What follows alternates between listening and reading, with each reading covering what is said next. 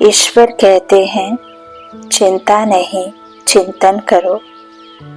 जो भी तुम्हारे पास है, जिसको भी तुम स्थूल नेत्रों से देख पा रहे हो, फिर चाहे वो तन हो, मन हो, धन हो, रिश्ते हो, परिवार हो, सब कुछ मुझे सौंपकर तुम चिंतन करो।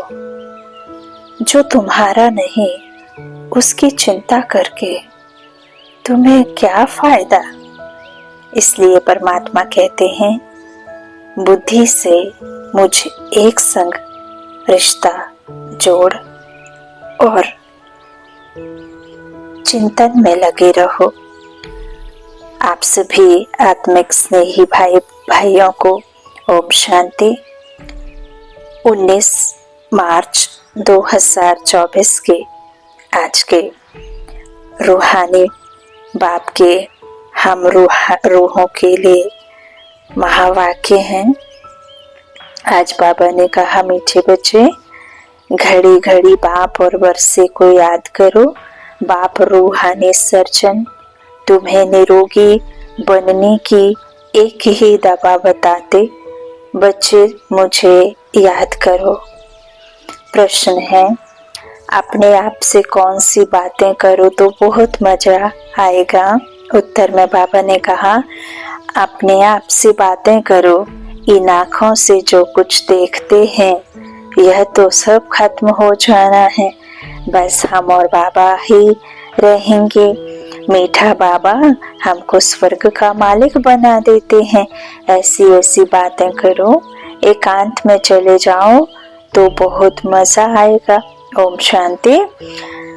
परम पिता शिव भगवान वाच। मीठे मीठे बच्चों को पुरुषोत्तम संगम युग कदम कदम पर याद रहना चाहिए।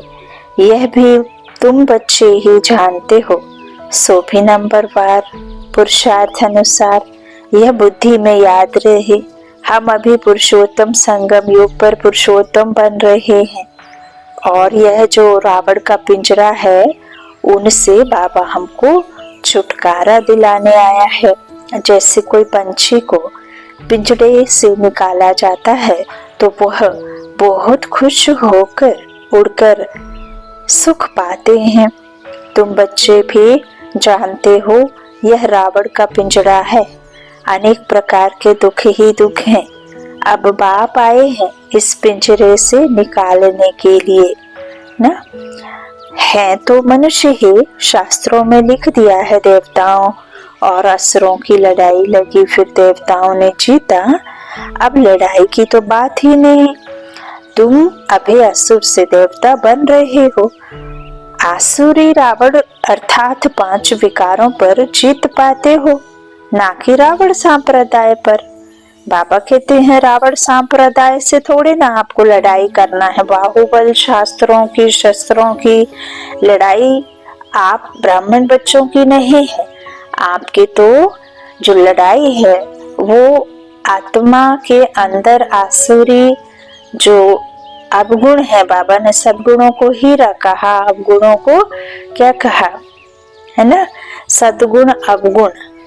तो सद्गुण जब आते तो हीरे तुल्य हो जाते और जब अवगुण आते तो कौड़ी तुल्य हो जाते। तो जो कौड़ी तुल्य आपके अंदर में रावण संप्रदाय के जो आसुरी 5 विकार हैं, उन 5 विकारों से लड़ाई है आत्मा की। तो आत्मा जब परमात्मा की याद में रहती है तो इन विकारों पर जीत पाती है। तो ये पुरुषार्थ अनुसार होता है, वो भी नंबरवार पुरुषार्थ अनुसार। जितना जिसका बाबा के साथ योग रहता है, याद रहती है, संबंध रहता है, जितना उनके महावाक्यों को मनन चिंतन कर धारणा होती है, उतना ही बाप समान आप समान बन करके विकारों पर जीत मिलती है। उसी अनुसार फिर नंबरवार पुरुषार्थ अनुसार ही मर्तबा भी मिलता है।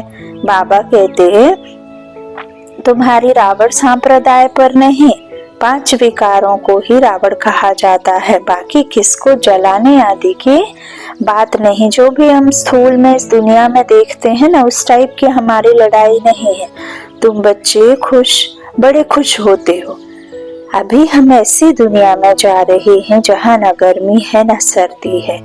जो मौसम जब आना, जितने दिन जितने समय के लिए आना, उतने समय वो आकर के अपना जिस दिन उसका समय खत्म होता है उस दिन वो चला जाएगा। ना एक दिन ज्यादा ना एक दिन कम। जब तक सर्दी का मौसम है ना, 3-3-4 कैसे 12 मास में कितने सबसे कम जो समय होता है वो बसंत ऋतु का होता है। बाकी गर्मी, सर्दी और बरसात 3 ऋतुएं बराबर समय पर आकर बराबर जाती थी। लेकिन अभी तो कोई उसका पक्का नहीं है, क्योंकि तमो प्रधान दुनिया, तो 5 तत्व भी तमो प्रधान हो गए। बाबा कहते वहां जहाँ तुमको जाना है ना गर्मी है और ना सर्दी, सदैव बसंत ऋतु ही रहती है। सतयुग स्वर्ग की बसंत ऋतु अब आती है। यह बसंत ऋतु तो थोड़े समय के लिए आती है, वह बसंत ऋतु तो तुम्हारे लिए आधा कल्प के लिए आती है। वहां गर्मी आधी होती नहीं है। गर्मी से भी मनुष्यों को दुख होता है, मर पड़ते हैं। इन सभी दुखों की बातों से छूटने के लिए हमको अविनाशी सर्जन बहुत सहज दवाई देते हैं। उस सर्जन के पास जाएंगे तो अनेक दवाइयां आदि याद आएंगी। यहाँ इस सर्जन के पास तो कोई दवाई नहीं। अब बाबा कहते यदि आप स्थूल में कोई डॉक्टर के पास जाएंगे, सर्जन के पास जाएंगे, यदि आपका कोई बॉडी पार्ट ठीक नहीं होगा तो काट पीट करके उसको बराबर कर देगा, दवाइयां देगा जो गर्मी करेंगी, कुछ ना कुछ आपको अंदर से खोखला करेंगी, है ना, पावर तो बढ़ाएंगी, क्योंकि उसमें तो मिलावटी चीजें हैं ना, केमिकल से बना हुआ सब कुछ। तो आजकल तो तमो प्रधान दुनिया में पावर तो जल्दी आ जाए, भले ही फिर कुछ भी हो जाए बाद में, है ना। तो बाबा कहते हैं कि मैं वैसा सर्जन नहीं हूँ। हाँ, मैं कौन सी दवा देता हूँ? मैं कोई भी दवाई नहीं देता हूँ। मैं तो तुम्हारे अंदर के सारे विकारों को दूर कर तुमको ही दवा के रूप में तुमको वैसा बना देता हूँ कि तुम औरों को दवाई दो। तो बाबा कहते उनको सिर्फ याद करने से सब रोग छूट जाते हैं और दवाई आदि कुछ भी नहीं देते हैं, है ना। तो उस सर्जन के पास जाएंगे तो दवाइयां आदि बहुत मिलती हैं और दवाइयां आदि याद आएंगी। तो यहाँ ऐसा कुछ नहीं। बच्चे कहते थे आज सेमिनार करेंगे, चार्ट कैसे लिखना चाहिए, बाबा को कैसे याद करना चाहिए, इस पर सेमिनार करेंगे। अब बाप तो तकलीफ नहीं देते कि बैठकर लिखो, कागज खराब करो, जरूरत ही नहीं रहती। बाप तो सिर्फ कहते हैं बुद्धि में बाप को याद करो। अज्ञान काल में बाप को याद करने के लिए चार्ट बनाया जाता है क्या? इसमें लिखा पढ़ी करने की कोई जरूरत नहीं है। बाप को कहते हैं बाबा हम आपको भूल जाते हैं।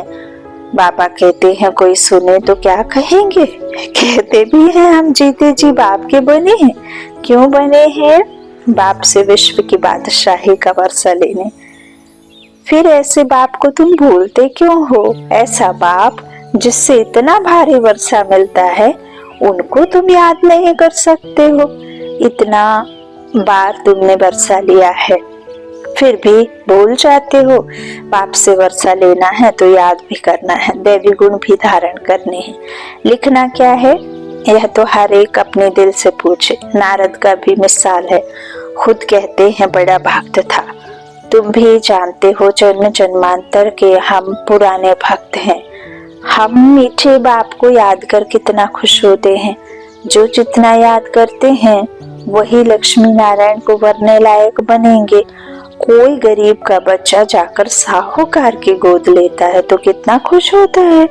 बाप को और प्रॉपर्टी को ही याद करती हैं। यहाँ तो बहुत हैं जिनका बेहद के बाप का बच्चा बन रजाई लेने का भी अक्ल नहीं आता है। वंडरफुल बात है।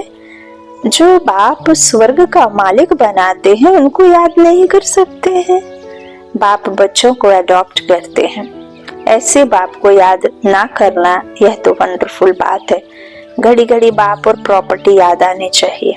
बाप कहते हैं मीठे मीठे इसी की लाधे बच्चों तुमने बुलाया ही है अडॉप्ट करने के लिए। बाप को बुलाया जाता है ना, बाप ही स्वर्ग की स्थापना करते हैं, स्वर्ग का वर्षा देते हैं। तुम पुकारते भी हो, बाबा हम पतितों को आकर गोद में लो। आप यही कहते हो, हम पतित कंगाल छिछी व्यर्थ नौचपैनी हैं। बेहद के बाप को तुम भक्ति मार्ग में पुकारते रहते हो। अब बाप कहते हैं, भक्ति मार्ग में भी तुमको इतना दुख नहीं था। अभी मनुष्यों को कितना दुख है। बाप आया है तो जरूर विनाश का भी समय होगा। तुम जानते हो इस लड़ाई के बाद फिर कितने जन्म कितने वर्ष लड़ाई का नाम ही नहीं रहेगा। कभी लड़ाई लगेगी नहीं, ना कोई दुख रोग आदि का नाम होगा। अभी तो कितनी ढेर बीमारियां हैं। बाप कहते हैं, मीठे बच्चों हम तुमको सभी दुखों से छुड़ा देंगे। अब बाबा कहते हैं, यहाँ तो कोई बीमारी नहीं है। बीमारी इसीलिए वहाँ नहीं होती है, बाबा कहते हैं, क्योंकि कोई भी विकार नहीं। और जब कोई भी विकार नहीं होता तो किसी प्रकार का कोई किसी को दुख ही नहीं देता। अब दुख नहीं तो बीमारी नहीं, है ना। तमो प्रधान बुद्धि हो जाती है, क्रिमिनलाई हो जाती है, हमारी ट्रेटर हो जाती है दृष्टि, है ना। तो फिर उससे दुख लड़ाइयां आदि होती हैं। बाबा कहते कभी लड़ाई लगेगी नहीं, ना कोई दुख रोग आदि का नाम होगा। अभी तो कितने ढेर हैं। बाप कहते, मीठे बच्चों हम तुमको सभी दुखों से छुड़ा देंगे। तुम याद ही करते हो, हे भगवान आकर दुख हरो सुख शांति दो। यह दो चीजें हर एक मांगते हैं। यहाँ है शांति, शांति के लिए जो राय देते हैं उन्हों को प्राइस मिलती रहती है। विचारों को मालूम ही नहीं कि शांति किसको कहा जाता है। शांति तो मीठे बाप के सिवाय और कोई द्वारा मिल ना सके। कितनी तुम मेहनत करते हो समझाने की, फिर भी समझते ही नहीं। तुम गवर्नमेंट को भी लिख सकते हो, मुफ्त क्यों पैसे बर्बाद करते हो। शांति का सागर तो एक बाप ही है, वही विश्व में शांति स्थापन करते हैं। गवर्नमेंट के हेड्स को अच्छे अच्छे कागज पर रॉयल्टी से चिट्ठी लिखनी चाहिए। कोई अच्छा कागज देखकर समझते हैं कि शायद यह है किसी बड़े आदमी की चिट्ठी है। बोलो विश्व शांति जो तुम कहते हो आगे कब हुई है, जो फिर उस प्रकार मिले, जरूर कभी मिली होगी। यदि शांति इस दुनिया में नहीं होती तो शांति की मांग ही नहीं होती, है ना। सुख नहीं होता, सुख की दुनिया होगी तभी तो सुख की कामना रहती है हर किसी को, है ना। तो बाबा कहते हैं धनवान होंगे तभी तो धन की आस रहती है। तो विकारों से मुक्त हुए तो बाबा कहते हैं उस दुनिया में संपत्ति तो बहुत है, लेकिन विकार रूपी संपत्ति वहां नहीं है। यहाँ तो सिर्फ विकार ही है ना। तो धन संपदा में ही लोग समझते हैं कि इसमें ही भगवान है। हाँ, तो बाबा कहते जो फिर उस प्रकार मिले, जरूर कभी मिली होगी। तुमको मालूम है, तुम तिथि तारीख सब लिख सकते हो। बाप ने ही आकर विश्व में शांति सुख स्थापन किया था। वह सतयुग का समय था। यह लक्ष्मी नारायण है डिनाइस्टी की निशानी। ब्रह्मा और तुम ब्राह्मणों के पाठ का किसको पता नहीं है। मुख्य पाठ तो ब्रह्मा का है ना, वही रथ बनते हैं। जिस रथ द्वारा बाप इतना कार्य करते हैं, नाम ही है पदमा पदम भाग्यशाली रथ। विचार करो कैसे किसको समझाएं। मनुष्यों को कितना नशा है। अब तुमको बाप का ही परिचय देना है। ज्ञान तो है ही, सिर्फ ज्ञान सागर बाप के पास। वह जब आए तब आकर दे, तब तक ज्ञान तो कोई दे न सके। भक्ति तो सब भक्त करते ही रहते हैं, ज्ञान एक ही बाप देते हैं। ज्ञान का स्थायी पुस्तक कोई बनता नहीं। ज्ञान तो कानों से ही सुनना होता है। यह किताब आदि जो तुम रखते हो वह सब टेम्पररी है, यह भी सब खत्म हो जाएंगे। तुम नोट्स लिखते हो, यह भी खत्म हो जाने हैं। यह सिर्फ अपने पुरुषार्थ के लिए है। बाप कहते हैं टॉपिक्स की लिस्ट बनाओ तो याद रहेगा, परंतु यह तो जानते हो यह पुस्तक आदि कुछ भी नहीं रहेंगी। तुम्हारी बुद्धि में सिर्फ याद ही चल पड़ेगी। आत्मा बिल्कुल बाप जैसी भरपूर हो जाती है। बाकी जो भी पुरानी चीजें आँखों से देखते हो वह भी खत्म हो जाएंगी। पिछाड़ी में कुछ भी रहना नहीं है। बाप अविनाशी सर्जन है। आत्मा भी अविनाशी है।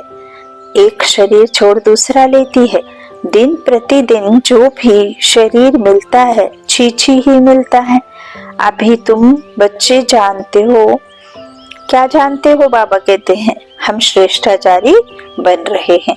बाप ही बनाते हैं, जो श्रेष्ठ भाई तो बनाएगा। तो साधु संत आदि थोड़े ही बनाते हैं, बाप तुमको श्रेष्ठाचारी बनाते हैं। बाबा कहते मीठे बच्चे, मैं तुम्हें अपने नैनों पर बिठा कर ले जाऊंगा। आत्मा भी यहाँ नैनों पर बैठती है। बाप कहते हैं हे आत्माएं, तुम सबको निहाल कर ले जाऊंगा। इस तरह जब ले जाएंगे तो जबरदस्ती वाले तो जबरदस्ती फिर पीछे से जाएंगे। बाबा कहते मैं तो आत्मा तुम सबको निहाल करके ले जाऊंगा। बाकी थोड़ा समय है, अब मेहनत करो। अपने दिल से पूछो मैं स्वीट बाबा को कितना याद करता हूँ। हीर रांझा का विकार के लिए लब नहीं था। हीर रांझा का विकार के लिए लब नहीं था, शारीरिक प्यार था। याद करते थे और सामने आ जाता था, दोनों आपस में मिल जाते थे। बाप कहते हैं तुम भी ऐसे बनो। बाबा निराकार हैं, लेकिन साकार तन में, इन ब्रह्मा के तन में जो आँखों के बीच में और प्रकृति के बीच में आकर के बैठते हैं और जो आँखों से हमें निहाल करते हैं, वो कोई ब्रह्मा की दृष्टि नहीं, वो निराकार शिव परमात्मा के साकार में हमें देखते हैं, साकार के द्वारा। और फिर हमें नजरों से निहाल करते हैं। दृष्टि क्या है? दृष्टि माना परमात्मा की जो दृष्टि हम पर पड़ी है, तो उससे हमारी आत्मा पर जंग जमी हुई खत्म हुई है। तो पड़ी जंग को छुड़ाने के लिए इस दृष्टि की अति आवश्यकता है। लेकिन सिर्फ देखने से, प्रेरणा से कोई बात नहीं बनती, और ना ही प्रेरणा से और देखने से कोई सर्जन बन सकता। सर्जन तभी बनेगा जब आप प्रैक्टिस करेंगे, जब आप मनन चिंतन करेंगे महावाक्यों का। तो बाबा कहते इसी तरह तुम बनो, है ना। वह है एक जन्म के आशिक माशूक, तुम हो जन्म जन्मांतर के। यह बातें इस समय ही होती हैं। आशिक माशूक का अक्षर भी स्वर्ग में नहीं है, वह भी पवित्र रहते हैं। मनसा में ही ख्याल आते हैं। सामने देखा और खुश हुए। तुम बच्चों को देखने की तो कोई चीज नहीं इस समय। तुम सिर्फ अपने को आत्मा समझो और माशूक बाप को याद करो। आत्मा समझ बाप को बहुत खुशी से याद करना है। बाप समझाते रहते हैं कि भक्ति मार्ग में तुम ऐसे आशिक थे, माशूक पर कुर्बान जाते थे। बाबा कहते हैं आप आएंगे तो हे माशूक हम तुम पर वारी जाएंगे। अब माशूक आया हुआ है सबको गोरा बनाने, जो जैसा है ऐसा बनाने की कोशिश करते हैं। तुम गोरा बनते हो तो शरीर भी गोरा बनेगा। बाबा कहते तुम गोरा बनते हो ना, जब आत्मा खुद गोरी बन जाएगी तो शरीर भी गोरा ही बन जाएगा। आत्मा में ही आदत पड़ती है। अब शरीर गोरा होने का मतलब देखो, यहाँ कलर से बिल्कुल भी आप नहीं समझना कि कलर एकदम सफेद हो जाएगा, दूध मलाई जैसा हो जाएगा तो शरीर भी गोरा नहीं। शरीर गोरा मतलब जो हम माँ के गर्भ में शरीर बनता है ना, कोख वंशावली कहते हैं, वो नहीं, योग से होता है ना। तो साक्षात्कार हुआ और बस आ गए। तो ऐसे गर्भ जेल की वजह गर्भ महल होते हैं, इस बात को समझना है बुद्धि से। बाबा कहते शरीर गोरा बनेगा, आत्मा में ही खाद पड़ती है। अब तुम मुझे याद करो तो खाद निकल जाएगी। यहाँ तुम बच्चे आते हो, एकांत बहुत अच्छी है। पादरी लोग भी पैदल करते हैं, एकदम साइलेंस में रहते हैं, माला हाथ में रहती है, कोई को देखते भी नहीं है, धीरे धीरे चलते जाते हैं। वो लोग क्राइस्ट को याद करते रहेंगे। बाप को तो जानते ही नहीं, मेरे लिए तो कह देते नाम रूप से न्यारा है। अब बिंदी है तो देखेंगे क्या? बिंदी को याद कर कैसे याद करें, किसको पता नहीं, तुमको अभी मालूम पड़ा है। तो तुम यहाँ आते हो। मधुबन का तो गायन है, यह है सच्चा सच्चा मधुबन। जहाँ तुम आते हो जितना हो सके तुम एकांत में याद में रहो। किसको भी देखो नहीं। ऊपर छतें तो पड़ी हैं ना, बाबा कहते नहीं है जगह, नहीं जा सकते कहीं, नहीं घर के अंदर बैठ सकते तो ऊपर टेरेस पे जाओ, छत तो है। तो बाबा की याद में सवेरे छत पर चले जाओ, बड़ा मजा आएगा। कोशिश करो रात को 1-2 बजे जागने की। तुम नींद को जीतने वाले मशहूर हो। रात को जल्दी सो जाओ, फिर 1-2 बजे उठकर छत पर एकांत में याद की यात्रा करते रहो। बहुत जमा करना है। बाप को याद करते बाप की महिमा करने लग जाओ। आपस में भी यही राय करते रहो, बाबा कितना मीठा है, उनको याद करने से ही पाप कटेंगे। यहाँ बहुत जमा कर सकते हो, यह चांस भी यहाँ अच्छा मिलता है। घर में तो तुम कर नहीं सकेंगे, फुर्सत ही नहीं। फुर्सत कहाँ रहती है, दुनिया का वाइब्रेशन वातावरण बहुत खराब रहता है, वहाँ इतनी याद की यात्रा नहीं होगी। अब इसमें लिखने की भी क्या बात है, आशिक माशुक लिखते हैं क्या। अंदर में देखो, हमने किसको दुख तो नहीं दिया। इतने बाबा कहते कितनों को याद दिलाया।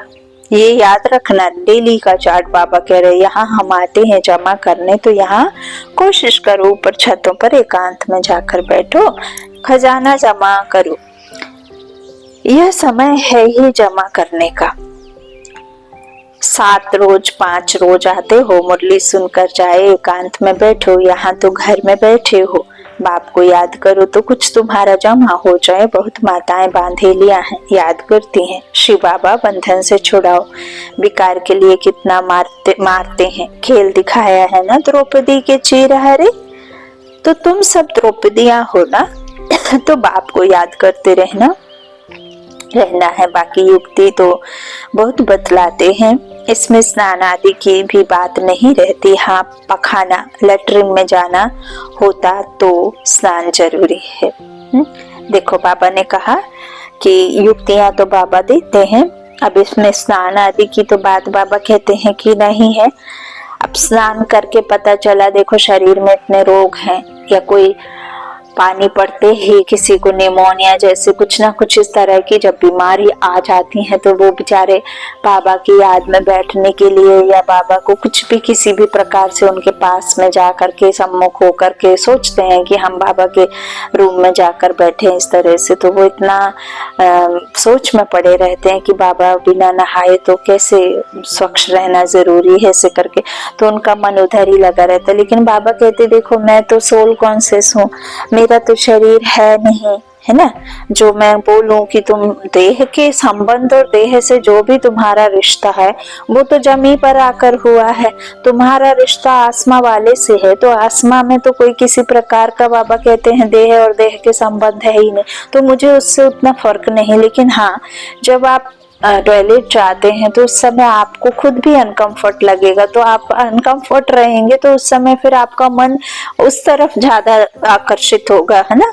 आपको मन में एक गिल्टी फील होगा। इसीलिए बाबा उस बात को ऐसे समझाते हैं कि जब आप लैट्रिन जाते हैं तो आपको जरूर नहाना चाहिए, बाकी ऐसा कुछ नियम नहीं है। बाबा कहते हैं अगर भगवान नियमों में बांधेगा तो फिर हम तो इस द्वापर से यही करते आ रहे हैं ना, तो भगवान देखो नियम में कोई भी किसी भी प्रकार की शर्तों में हमें नहीं बांधता। अच्छा, तो बाबा कहते इस तरह नहाना पखाना जाने से तो जरूरी है, पर मनुष्य तो स्नान के समय भी किसी देवता या भगवान को याद करते हैं। मुख्य बात है ही याद की। ज्ञान तो बहुत मिला हुआ है, 84 के चक्र का ज्ञान है। अपने अंदर में बैठकर देखो, अपने से पूछो, ऐसा मीठा मीठा बाबा जो हमको स्वर्ग का मालिक बनाते हैं, उनको सारे दिन में कितना याद किया। मन भागता तो नहीं, कहाँ भागेगा, दुनिया तो है नहीं। बाबा कहते यह सब खत्म हो जाना है, हम और बाबा ही रहने वाले हैं। ऐसे ऐसे अंदर में बातें करो तो फिर बहुत मजा आएगा, ऐसे सोचना है। बाबा कहते यहाँ जो भी आते हैं वह बहुत पुराने भक्त हैं, जो नहीं आते हैं वह समझो कि आजकल के भक्त हैं। वह देरी से आएंगे, शुरू से भक्ति करने वाले जरूर बाप से वर्षा पाने आएंगे। यह गुप्त मेहनत है। जो धारणा नहीं करते हैं उनसे कुछ भी मेहनत होती नहीं। यहाँ तुम आते ही हो रिफ्रेश होने, अपने से मेहनत करो। एक हफ्ते में तुम इतना माल इकट्ठा कर सकते हो जो वहां 12 मास में नहीं। यहाँ 7 रोज में सारी कसर निकाल सकते हो। बाबा राय देते हैं, अच्छा मीठे मीठे सीखी लादे बच्चों प्रति माता पिता बाप दादा का याद प्यार और गुड मॉर्निंग। रूहानी बाप की रूहानी बच्चों को नमस्ते। हम रूहानी बच्चों की रूहानी माता पिता बाप दादा को याद प्यार और गुड मॉर्निंग। शुक्रिया बाबा, शुक्रिया। अच्छा, धारणा के लिए मुख्य सार। पहला, बाबा ने कहा एकांत में बैठ बाप को याद कर, कमाई जमा करनी है, अपने अंदर चेक करना है। याद के समय मन भागता तो नहीं है। हम कितना समय स्वीट बाप को याद करते हैं। दूसरा, सदा इसी खुशी में रहना है कि हमें बाबा ने रावण के पिंजरे से मुक्त कर दिया। अभी हम ऐसी दुनिया में जा रहे हैं जहाँ न गर्मी है न सर्दी, जहाँ सदा ही बसंत ऋतु है। वरदान, मेरे को तेरे में परिवर्तन कर, बेफिक्र बादशाह बनने वाले खुशी के खजाने से भरपूर भव। जिन बच्चों ने सब कुछ तेरा किया वही बेफिक्र रहते हैं। मेरा कुछ नहीं, सब तेरा है।